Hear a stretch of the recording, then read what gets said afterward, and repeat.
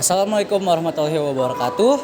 Hai teman-teman, saat ini saya sedang berada di Monumen Nasional atau yang lebih populer dikenal dengan Monas. Di dalam Monas banyak menjelaskan dan menceritakan tentang terjadinya peristiwa-peristiwa di Indonesia ini. Diorama pada masing-masing sisi menceritakan sejarah Indonesia pada rentang waktu yang berbeda. Pada sisi timur mulai dari masyarakat Indonesia purba 3000 sampai 2000 sebelum Masehi hingga Perang Makassar 1645 sampai 1668 Masehi. Dalam sisi timur ada beberapa diorama seperti diorama masyarakat Indonesia purba, diorama Bandar Sriwijaya abad ke-7 sampai 13,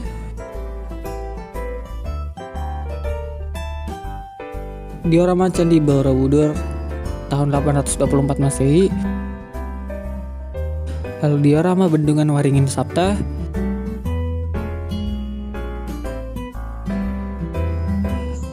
dan diorama Candi Jawi Perpaduan Sivaisme Buddhisme tahun 1292 dan Sumpah Palapa 1331. Lalu juga ada Armada Perang Majapahit abad ke-14 sebagai penutup di diorama sisi bagian timur.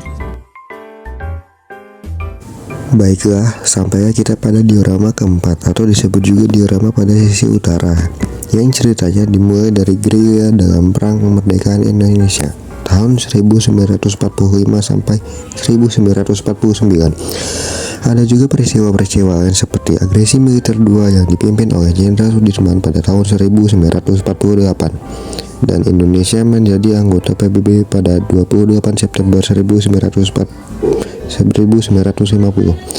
Lalu ada konferensi Asia Afrika pada 18 sampai 24 April 1955. Pemilu pertama pada 1955, pembebasan Irian Barat pada 1 Mei 1963, pemberontakan G30 SPKI atau dikenal juga Hari Kesaktian Pancasila 1 Oktober. Lalu ada juga diorama surat perintah 11 Maret yaitu perintah dari Presiden Soekarno kepada Letjen Soeharto untuk menumpas PKI dan diakhiri oleh peristiwa penentuan pendapat rakyat Irian Barat pada tahun 1969. Sekian, terima kasih.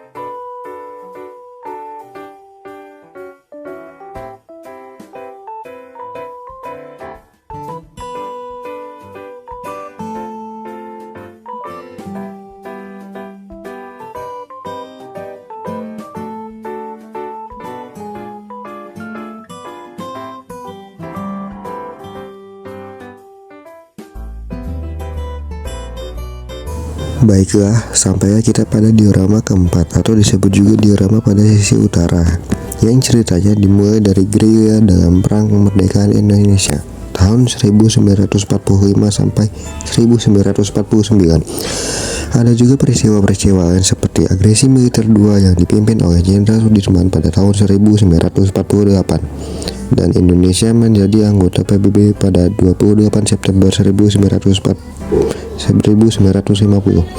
Lalu ada Konferensi Asia Afrika pada 18 sampai 24 April 1955, pemilu pertama pada 1955, pembebasan Irian Barat pada 1 Mei 1963, pemberontakan G30 SPKI atau dikenal juga Hari Kesaktian Pancasila 1 Oktober.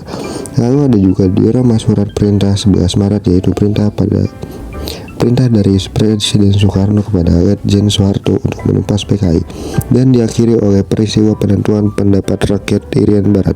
Jika kawan-kawan penasaran dengan bentuk bangunan Monas tersebut, di sebelah saya terdapat miniatur yang memvisualisasikan tentang bangunan Monas tersebut. Seperti yang teman-teman lihat, Monas berbentuk seperti tugu yang menjulang ke atas dan pelataran cawan yang mendatar, serta di ujungnya terdapat emas yang menyerupai ujung dari api. Sejarah berdirinya Museum Perumusan Naskah Proklamasi. Bangunan bersejarah di Jalan Imam Bonjol 1, Menteng, Jakarta Pusat dibangun pada 1927 dengan fungsi sebagai kediaman resmi konsulat Kerajaan Inggris Rumah. Bangunan ini merupakan salah satu dari 4 rumah tinggal besar di sekitar Taman Surapati kediaman Duta Besar Amerika Serikat, rumah dinas Gubernur DKI, rumah Tuan Koch yang telah dibongkar yang dirancang oleh arsitek yang sama yaitu Johann Friedrich Loewijk Blankenberg. Ruangan-ruangan yang terdapat dalam Museum Proklamasi. Ruang pertama, ruang ini merupakan tempat peristiwa bersejarah yang pertama dalam persiapan perumusan naskah proklamasi. Ruang tersebut adalah ruang tamu yang juga digunakan sebagai kantor oleh Maeda. Selain itu, di ruang ini juga digambarkan suasana menjelang proklamasi seperti pembentukan PPKI dan BPU PKI, bom Hiroshima dan Nagasaki, dan peristiwa lainnya. Ruang kedua, dalam ruang ini Soekarno-Hatta mengadakan rapat bersama di meja bundar dengan pengurus lain seperti Sudiro dan BM Dia pada pukul 3 subuh. Di ruang ini jugalah Soekarno membuat draft pertama naskah proklamasi dengan judul Proklamasi yang ditulis dengan tangannya sendiri. Selain itu, dalam ruangan ini tergambarkan suasana saat Soekarno memandangkan proklamasi di Jalan Pegangsaan Timur. Ruang ketiga, di ruang ketiga terdapat piano di bawah tangga yang merupakan tempat di mana Soekarno-Hatta menandatangani naskah proklamasi. Di ruangan ini pula Soekarno memutuskan untuk membaca naskah proklamasi di halaman depan rumahnya. Selain itu, di ruangan yang ketiga terdapat gambar dengan suasana pergolakan saat mempertahankan kemerdekaan. Ruang keempat adalah ruang pameran benda-benda yang dikenakan para tokoh yang hadir dalam perumusan naskah proklamasi. Benda-benda tersebut meliputi jam tangan, pulpen, hingga baju-baju. Di samping itu, ruangan keempat adalah ruangan di mana Sayuti Melik ditemani dengan BM Diah mengetikkan naskah proklamasi setelah melakukan proses pengeditan secara bermusyawarah. Di halaman belakang museum bisa ditemukan sebuah bunker rahasia selebar 5 meter dengan panjang 3 meter dan tinggi sekitar 1,5 meter. Bunker tersebut adalah tempat di mana dahulunya Laksamana Maeda menyimpan barang-barang berharganya seperti dokumen penting kenegaraan ketika ia menjabat sebagai Kepala Penghubung Angkatan Laut dan Darat Jepang. Segala furniture dan mebel yang berada di Museum Perumusan Naskah Proklamasi bukan barang asli seperti pada masa kemerdekaan, melainkan replika. Baiklah, ini adalah Tugu Proklamasi. Tugu Proklamasi adalah tugu peringatan proklamasi kemerdekaan Republik Indonesia yang berdiri di Kompleks Taman Proklamasi Jalan Proklamasi, Jakarta Pusat. Taman tersebut berlokasi di bekas kediaman Soekarno di Jalan Pegangsaan Timur nomor 56, kini bernama Jalan Proklamasi. Pada kompleks juga terdapat monumen 2 patung Soekarno-Hatta berukuran besar yang berdiri berdampingan, mirip dokumentasi foto ketika naskah proklamasi pertama kali dibacakan. Di tengah-tengah 2 patung proklamator, terdapat patung naskah proklamasi tersebut dari lempengan batu marmer hitam. Terdapat 3 tugu peringatan yang berlokasi di Taman Proklamasi. Tugu peringatan 1 tahun Republik Indonesia, Tugu Petir, dan Monumen Pahlawan Proklamator Soekarno-Hatta. Berikut adalah deskripsi dari masing-masing monumen. Yang pertama ada Tugu Peringatan 1 Tahun Republik Indonesia. Tugu ini diresmikan pada 17 Agustus 1946 oleh Perdana Menteri Sultan Syahrir selama masa pendudukan sekutu. Tugu peringatan tersebut berbentuk obelis kecil dengan tulisan Atas Usaha Wanita Jakarta, penggambaran naskah kemerdekaan Indonesia, dan peta Indonesia. Tak lama setelah itu, peringatan itu diganti namanya menjadi Tugu Proklamasi. Yang kedua ada Tugu Petir. Peringatan ini menandai tempat di mana Soekarno berdiri sambil membaca teks proklamasi. Di dasar monumen tersebut terdapat tulisan logam. Disinilah dibacakan proklamasi kemerdekaan Indonesia pada tanggal 17 Agustus 1945 jam 10 pagi oleh Bung Karno dan Bung Hatta. Petir melambangkan gemuruh proklamasi kemerdekaan Indonesia. Yang ketiga ada Monumen Pahlawan Proklamator Soekarno-Hatta. Monumen Pahlawan Proklamator Soekarno-Hatta menggambarkan dua patung perunggu Soekarno dan Hatta yang berdiri berdampingan. Setiap patung memiliki berat 1.200 kg dan tinggi 46 meter. Latar belakang patung-patung tersebut terdapat patung-patung monolitik bernomor 17 dengan yang tertinggi adalah 8 meter dengan 45 tonjolan di air terjunnya, melambangkan tanggal 17 Agustus 1945. Monumen ini diresmikan pada 17 Agustus 1980.